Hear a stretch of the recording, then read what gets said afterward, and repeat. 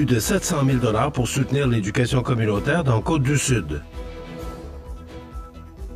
Montmagny vibrera au rythme de l'accordéon les 30 et 31 août prochains. Étienne Bergeron, nommé nouveau directeur général à la ville de La Pocatière.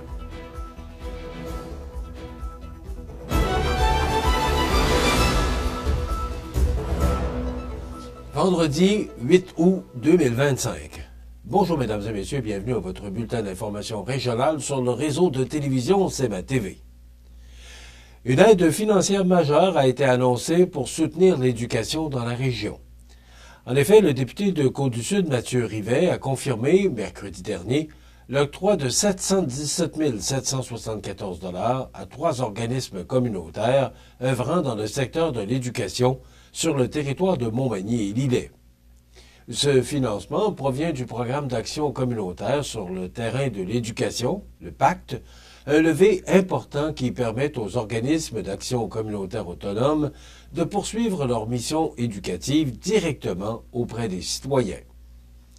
Les 3 organismes de la région qui bénéficieront de cette enveloppe sont l'ABC des Hauts-Plateaux, qui recevra 254 747 $, le groupe en alphabétisation de Montmagny-Nord, qui obtient 229 195 $, et Apprendre autrement, qui bénéficiera de 233 832 $.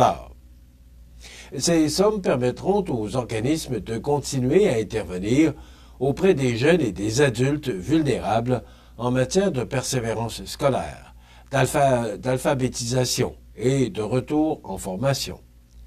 À l'échelle provinciale, 222 organismes du Québec se partageront un montant global de 49,3 millions de $ pour l'année 2025-2026, preuve de l'importance accordée par le gouvernement à l'éducation de proximité et à la lutte contre le décrochage. Le ministre de l'Éducation, Bernard Drinville, a souligné le rôle crucial de ces ressources dans l'écosystème éducatif québécois. Par leur engagement et leur présence sur le terrain, ils aident concrètement nos jeunes à persévérer, à réussir et à aller au bout de leur parcours scolaire. Pour sa part, le député Mathieu Rivet a insisté sur l'impact concret de ces organismes dans les régions.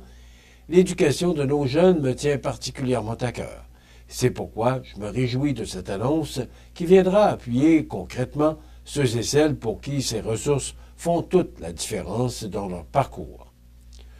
Le pacte vise entre autres à offrir aux adultes peu scolarisés des occasions d'apprentissage de base, à prévenir l'analphabétisme chez les enfants, à lutter contre le décrochage scolaire et à encourager le retour aux études et à la formation continue.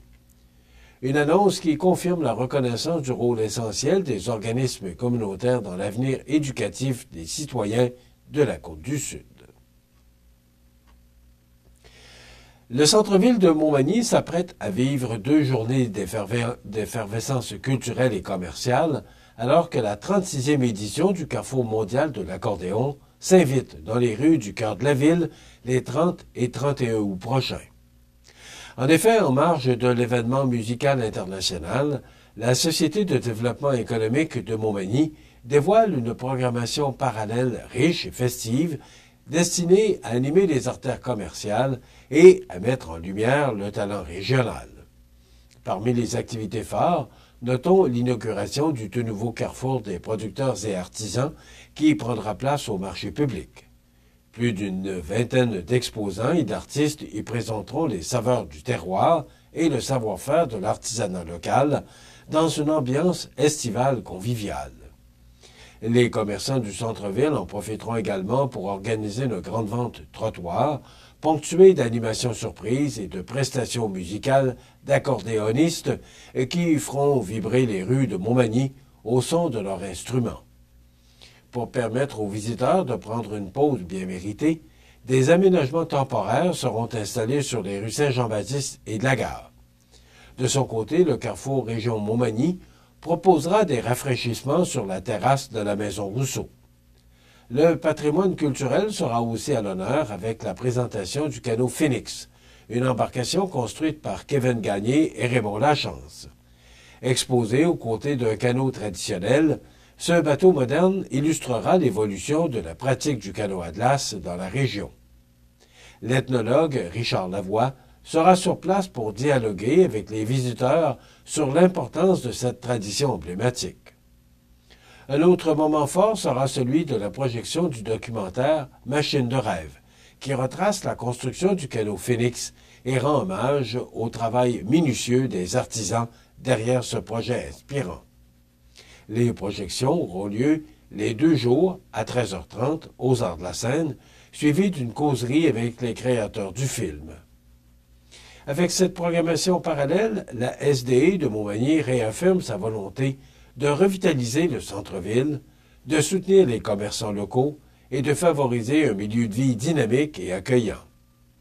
C'est donc une occasion parfaite pour les citoyens, touristes et amateurs d'accordéon de vivre une expérience culturelle et humaine unique. La programmation complète est disponible sur le site officiel du Carrefour mondial de l'accordéon. Étienne Bergeron, nommé nouveau directeur général à la Pocatière. Tous les détails après la pause. Le restaurant Pizzeria Porto Bellissimo, un incontournable à Saint-Jean-Port-Joli. Pizza débordante de garnitures, menus variés et abordables. Délicieux desserts avec des produits de grande qualité des gâteries de l'Ami. Porto Bellissimo et les gâteries de l'Ami, route de l'église à Saint-Jean-Port-Joli. Le club de golf Montmagny est un superbe terrain de golf avec son panorama donnant directement sur le majestueux fleuve Saint-Laurent. Son parcours de 18 trous en normal 72 a de quoi donner des maux de tête même aux habitués de ce sport. D'une distance de 6400 verges, le club de golf Montmagny mettra à profit l'ensemble des bâtons dont vous disposez. Vous voulez passer du bon temps dans un décor magnifique? Le club de golf Montmagny. Pour information, 88 248 1872 ou golfmontmagny.org. Exploratiel à l'église de Saint-Pierre-de-la-Rivière-du-Sud. Pour les petits et les grands, planétarium, télescope, réalité virtuelle, prise de photos d'une galaxie. Vivez une immersion unique sous les étoiles. Exploratiel à l'église de Saint-Pierre-de-la-Rivière-du-Sud. Vous regardez CMA TV, le réseau de l'information sur la Côte-du-Sud. La ville de la Pocatière accueille un nouveau visage à sa direction générale. En effet, le conseil municipal a officialisé, lors de sa séance ordinaire du 4 août dernier, la nomination de Étienne Bergeron au poste de directeur général. Il entrera en fonction le 29 septembre prochain, succédant ainsi M. Cédric Gagnon, qui a occupé ce poste durant les 6 dernières années. M. Bergeron est reconnu comme un homme de terrain et un gestionnaire chevronné. Sa carrière diversifiée, tant dans le secteur privé que public, témoigne de ses nombreuses compétences. Il a notamment œuvré comme entrepreneur dans les domaines du commerce de détail, de la restauration, de l'hôtellerie et de la construction, avant de se diriger vers le milieu municipal. C'est d'abord à Fermont qu'il a fait ses premiers pas dans l'administration municipale à titre de directeur des immeubles et projets. Il a ensuite occupé les fonctions de directeur général à la ville de Trois-Pistoles, où il a su faire preuve d'un leadership rassembleur. À la Pocatière, M. Bergeron portera son expertise en gestion des ressources humaines, en finance, en immobilier et en gestion de projet, des atouts essentiels pour accompagner les nombreux développements en cours dans la municipalité. La population de la Pocatière peut ainsi entrevoir l'avenir avec confiance sous la direction d'un gestionnaire expérimenté et engagé.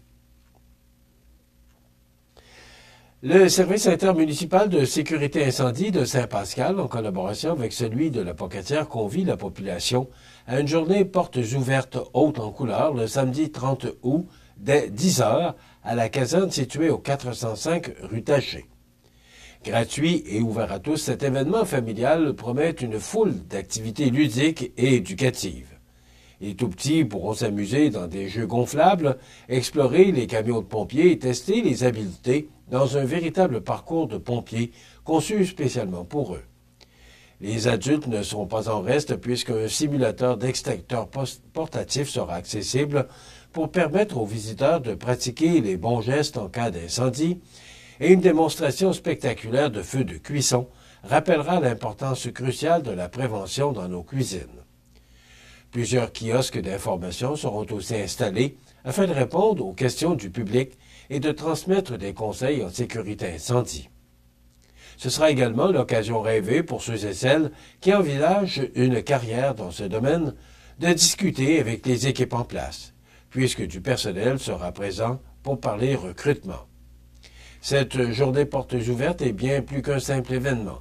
C'est aussi une occasion unique de découvrir l'univers des pompiers, de remercier ceux qui veillent sur notre sécurité au quotidien et de vivre, en famille, une expérience à la fois festive, informative et inoubliable. Enfin, la Corporation de développement communautaire ici, Montmagny-Lillet, tire la sonnette d'alarme et invite la population à prendre conscience d'un enjeu souvent négligé, mais aussi aux conséquences tangibles, la guerre économique opposant le Canada aux États-Unis. Bien que ces tensions puissent sembler éloignées, elles ont des effets directs et immédiats sur nos communautés. Les MRC de Montmagny, de Lillet, où les secteurs forestiers, agricoles et entrepreneuriales sont au cœur de la vitalité économique, sont particulièrement touchés par les répercussions de ces tensions internationales. Le ralentissement des échanges commerciaux et l'adoption de politiques protectionnistes entraînent déjà des conséquences concrètes, dont des pertes d'emplois, la diminution des revenus pour les travailleurs et les entreprises locales, sans oublier une hausse marquée des coûts de production. Ces hausses, inévitablement, se répercutent sur les consommateurs, contribuant à l'augmentation générale du coût de la vie. Plus l'accès aux ressources de base se complique, plus notre filet social se fragilise. On observe une hausse notable des demandes pour de l'aide alimentaire, une pression accrue sur les besoins en logement abordable et une intensification des détresses psychologiques. Pour plusieurs personnes, combler des besoins essentiels devient un défi quotidien, accentuant ainsi un climat d'insécurité généralisé. Devant cette réalité, la CDC, ici Montmagny-Lillet, lance un appel à la mobilisation citoyenne, dont celle de favoriser l'achat local et privilégier les produits québécois. Ces choix contribuent non seulement à soutenir l'économie régionale, mais aussi à réduire notre dépendance face aux grandes puissances économiques étrangères, tout en renforçant la résilience de nos communautés face aux bouleversements mondiaux.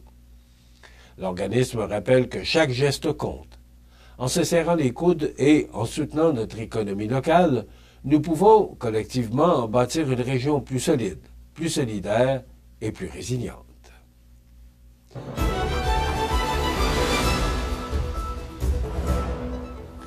Rapporté par Radio-Canada, la Canadienne Victoria Mboko a remporté son premier titre sur le circuit de la WTA jeudi soir à Montréal en s'imposant 2-6, 6-4 et 6-1 devant la japonaise Naomi Osaka en finale de l'Omnium Banque Nationale. Après un lent début de match, l'Ontarienne de 18 ans, 85e au monde, a réussi à renverser la vapeur face à l'ancienne numéro 1 mondiale et quadruple championne en Grand Chelem.